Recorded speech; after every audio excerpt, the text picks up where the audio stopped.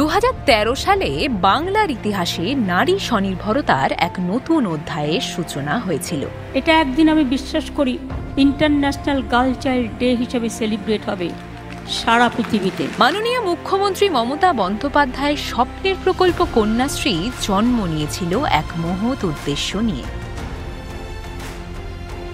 বাল্যবিবাহ রোধ করা, মেয়েদের আর্থিক সুরক্ষা নিশ্চিত করা এবং আত্মনির্ভর করে তোলা।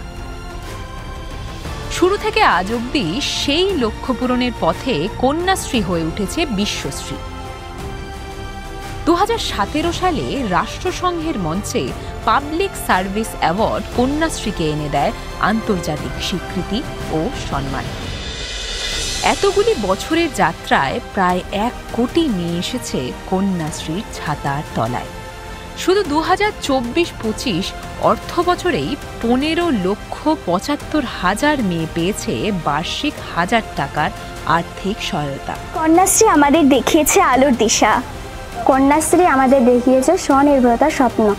2,01,000 ছাত্রী পেয়েছে এককালীন 25,000 টাকার অনুদান এবং এই বছরে মোট 593,51,00,000 টাকা পৌঁছে গেছে ছাত্রীদের হাতে।